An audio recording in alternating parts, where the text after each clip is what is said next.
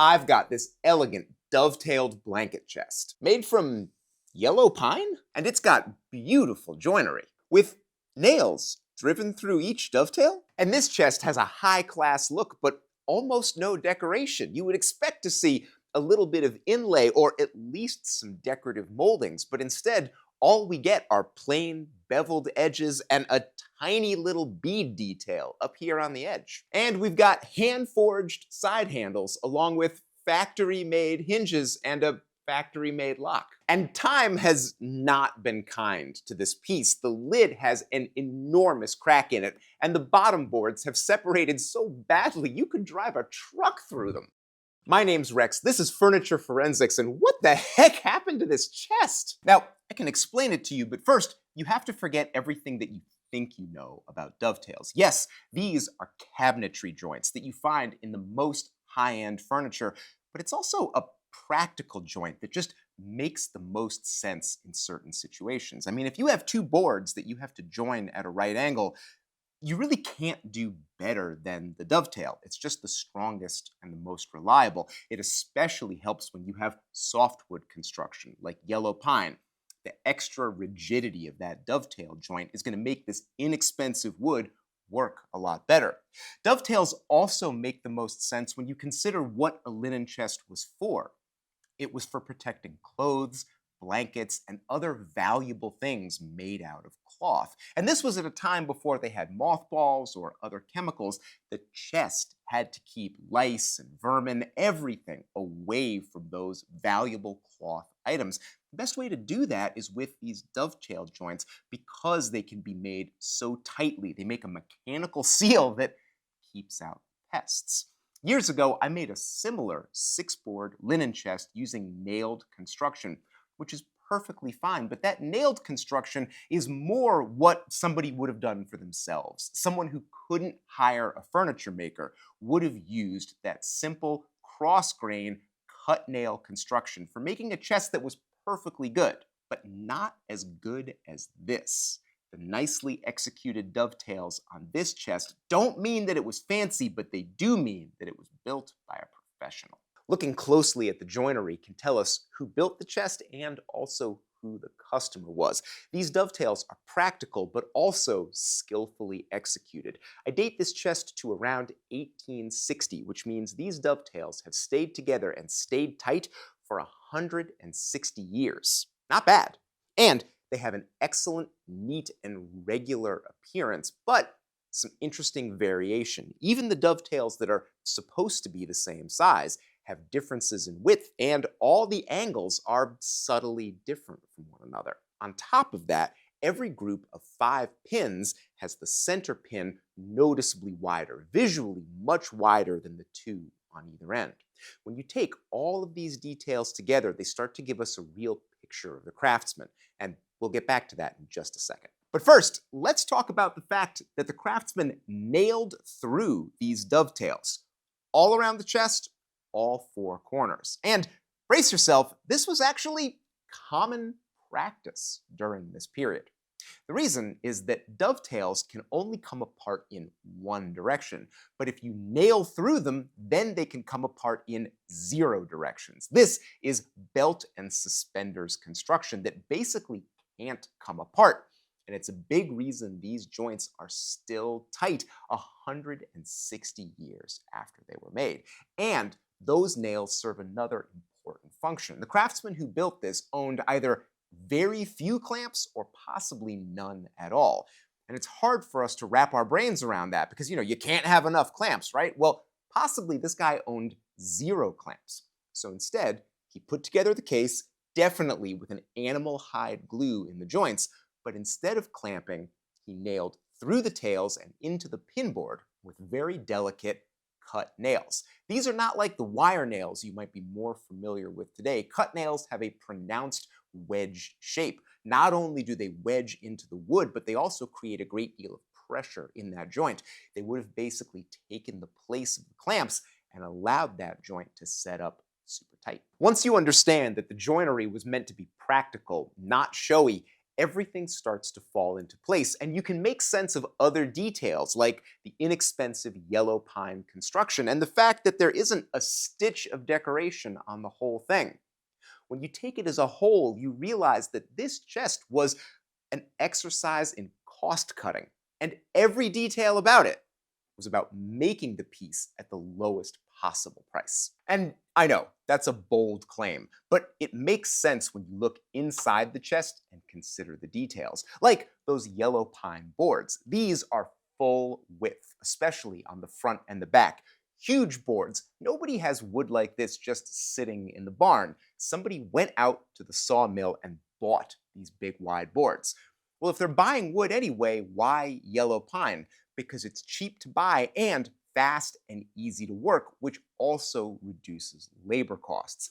That's not convincing by itself, so check out this till inside the chest. A till is a compartment that you find in all sorts of chests, almost always on the left-hand side, and in a household chest like this, the till would have been used to keep small household items that would get lost easily. Needle and thread, knitting needles, stuff like that. They would all go in the till, and there's a bunch of ways that you can make them. When I built my 6-board chest a few years ago, the till was dadoed into the case. No glue, no hardware, but time-consuming joinery to get those pieces held in by the front and back of the chest itself. And then when I built my joiner's tool chest last year, I also did a till, and for that one I nailed through the outside of the case to secure that till in really well. This Craftsman took a very different approach. The till was actually nailed together outside of the box, just 5 yellow pine boards nailed together very quickly with very thin nails. Then it was dropped in and screwed through the ends with 2 screws. That is an extremely cheap, fast, almost shoddy way of doing it. I know you're probably thinking, hey Rex, you're being too hard on the guy, except the till is falling apart. The seasons have changed, the wood is shifting, this construction can't hold it together, and the bottom is dropping out. I'd call that cost cutting. And it's the same story with the lack of decoration on this chest. If this was done by a cabinet maker, we would expect at least some decorative moldings, because moldings were a key part of the way cabinet makers dressed up their work and made it look nicer, fancier, and justified those more expensive prices. But on this piece, we have no moldings at all. In fact, down here on the skirt, where you'd expect to see something, it's just a simple hand-planed bevel. So this guy probably didn't even have any molding planes. I know you're thinking, well, wait a second, maybe he did have molding planes, but just didn't use them to save time. The thing is, if you're going to bother doing a beveled molding like this with your hand plane, it would take seconds to grab a molding plane and stick a more decorative profile on here. The extra time would have been justified in dressing up your work. The fact that this guy didn't do it at all suggests he didn't even own any molding planes. And craftsmen at the time would have owned not just a couple of complex profiles, similar to what you see in modern router bits, but they would have owned hollows and rounds. Those are simple arcs, just little segments of a circle that could be stacked and recombined to make custom profiles. And those custom profiles made to fit the individual piece were another way that cabinet makers distinguished themselves. This guy just didn't have any of that. But there is one decorative detail right here between the dust seal and the lid. It's called a bead. It's a little round decoration that dresses up the edge, the transition between these 2 parts of the chest. And beading planes existed back in the day. They were very common molding planes, but I can tell from looking this wasn't done with a beading plane. It's a well-executed detail, but a little bit sketchy, a little bit wavy and inconsistent, which tells me that this detail was made with a scratch stock, a tool that a lot of modern woodworkers have never even heard of. A scratch stock is a piece of saw steel from a broken or worn out saw that's cut off and then filed to whatever shape you want, really. You can do a lot with them. This detail is just a round, so all you would have to do is cut a little circular shape into the saw steel using a rat tail file. It's quick. And then you put that piece of steel into the stock, which is just a block of wood with a saw kerf in it and some screws to hold that cutter. And then for actually making the profile, it couldn't be simpler. A scratch stock is basically a scraper, so you can push it, you can pull it, you can do both. It pretty effortlessly cuts small, simple details like this into the wood. The fact that he used a scratch stock just shows that he had good ingenuity and was comfortable making his own tools, but the fact that he didn't have even a beading plane, one of the most common decorative planes, well, that tells us that this guy definitely wasn't cabinet maker. He was a generalist, a carpenter, woodworker, joiner, somebody like that. So why did they hire that guy to make this chest? Because the customers were managing their resources. Back in the late 1800s, furniture wasn't just furniture the way we think about it today. We think of a shelf as just a thing that holds books. Furniture in this period was fashion. It was style. It was the way that you showed you were current and with the times. When people visited your home, they judged you on the basis of your furnishings and your decoration much more than people do today. So it was important to kind of show off. So why is this piece so plain, so lacking in showy details? Well, because it wasn't for a main room of the house. This did come out of a prosperous, well-to-do household. And those people probably did have really high-end cabinet work in showy public spaces like the parlor and the dining room. But this was for a bedroom or a guest room. It needed to fulfill a function, but nobody was ever going to see it, so there's no reason to spend a lot of money on it. For private furniture like this, you wanted quality and function, so dovetails, but manageable prices, yellow pine and lack of detail. That's why you didn't go to the cabinet maker for your private furniture. You saved a little money and gave that to more of a carpenter, joiner, generalist. And that craftsman's work was skillful and dependable for a time, but not forever. At this point in its history, this chest has some real flaws, like for instance, a huge split in the top and giant gaps in the boards that make up the bottom. And for as well constructed as this chest is, those things are a little bit confusing, but they have everything to do with the way environments have changed. When the craftsman built this chest, he would have gone to the sawmill and bought some boards. They were sawn probably on a water-powered bandsaw mill, and then stacked outside undercover for around a year to season. This was the standard procedure. The craftsman would have brought those boards back to his shop and left them, probably stickered, for another 2 or 3 weeks to acclimate to his shop, and then he got to work building. The atmosphere in the builder's shop would have been pretty similar to the atmosphere in the customer's home. A space that was heated by fireplaces kind of unevenly, and where the humidity was pretty similar to whatever was going on outside. And Ohio is pretty humid basically all the time. For the first 50, 60 years of this chest's life, I bet it held up beautifully. And then came central heating. At some point, whatever house this was in was converted to a coal boiler. And those things were really good at heating up houses, much better than fireplaces were.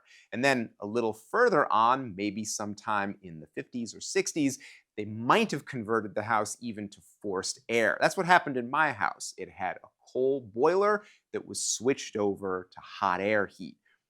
Forced air heating can be really tough on furniture like this. When this chest was built, there was no such thing as kiln-dried lumber. Kiln-dried is down to 6 or 8% moisture content. And at that moisture content, the super dry conditions in your home aren't going to hurt anything. But these boards were never intended to be that dry, and there were consequences. So what's going on with the top here is it didn't crack, it split. The craftsman nailed on these pieces of trim on the front and on the edges, largely to restrict the top from bowing or cupping too much. And they worked for that. They worked a little too well. When the piece tried to contract with the seasons, it couldn't. And it split here along the line of this knot, where the wood was weakest. He never could have anticipated this would happen. And it's the same problem with the boards that make up the bottom of the chest. The tongue and groove down there has separated like a half an inch. It's a crazy amount. Those boards must have been fairly wet when they were installed, or maybe they picked up water from a damp floor over time. No matter what happened, when this chest got into a modern forced air heating situation, those boards shrank like a scared turtle. And nobody could have anticipated that. They thought the boards would open somewhat, and that's why this homemade tongue and groove joint was used, to keep the swelling and shrinking of the boards from creating a gap. But they shrank so much, even the tongue and groove couldn't cover it, and now you can see through the bottom. The Craftsman did a good job for his era, but he never could have anticipated what was coming down the line. Of course, by the time these flaws popped up in the chest, the Craftsman was probably dead, and so he didn't have to worry about it. And that brings us to the last mysteries of this chest, the mismatched hardware. Why does this chest have hand-forged handles, but factory-made hinges and an obviously factory-made lock with factory escutcheon around the keyhole? In fact, why would you want to lock a linen chest anyway? Was that common? It actually wasn't. Since these were kept in bedrooms and private spaces and they held clothes, theft generally wasn't a big concern. What happened with this piece is that it was probably remade at some point in its life and kind of upcycled would be the word. This was called reworking, and it was a way to take old pieces of furniture and give them new life for a new purpose. Most likely, this linen chest was converted into a hope chest for a young lady who was getting married. So it might have been refinished. In fact, it's definitely been refinished because it's been stained and there's some sort of clear finish on it. They would have replaced some of the hardware, refreshed the interior a little bit, and probably added the lock and key because now it was going to hold more valuable things for somebody getting ready to start their own family. This sort of reworking was very common. Back when old pieces of furniture weren't antiques, they were just old. And reworking them was seen as updating. Pieces could be veneered, they could have new features added like doors or drawers, they could be painted, stained, refinished, all sorts of stuff. It was a great way to take old furniture and get it ready for a new life while also saving some money. Read Hands Employed Aright by Joshua Klein. It is the woodworking biography of Jonathan Fisher, a parson and country woodworker in Blue Hill, Maine, in a period a little bit before this chest would have been built, but it still gives you an excellent and very complete picture of a rural generalist furniture maker, the work he did, the tools that he used, and the sort of customers that he had. Gives you a lot of insight into pieces like this. By Hands Employed Aright, direct from Lost Art Press, not Amazon. I know I recommend Lost Art all the time, but what are you going to do? They make the best books. Joshua Klein is also the publisher of Mortise and Tenon magazine, my favorite woodworking magazine, and they do analyses of antique furniture pieces like this. Their analysis of pieces like this one absolutely influenced the Furniture Forensics series. Mortise and Tenon is a great magazine. It's expensive, but it's worth every penny. And if you're interested in building a chest similar to this one, I have a really approachable nailed linen chest in the 6-board style. It can be a really good sort of beginner intermediate project. It's made from white pine from Home Depot. I finished it with milk paint, and it just uses cut nail construction, which is super approachable. If you'd like a chest to hold your tools, check out my recently completed joiner's chest. It's based off of a historical 1940s example that I found in my parents' barn in rural Connecticut. It's held together with nails and screws. It's totally solid, really serviceable. I am keeping all of my tools in it right now, and I love it. You can find those and dozens of other plans at rexkrueger.com. Patreon.com/rexkrueger. My patrons got an extra long cut of this video with extra details and things that are not in the wide YouTube release. The patrons provide the financial support that helps keep this channel going, so they get more stuff, early access, exclusive live streams, behind the scenes. They get all those plans for free. They get a lot of stuff. go ahead and check that out at patreon.com/RexKrueger. And as always, we really appreciate you guys just watching the videos. Thanks for watching.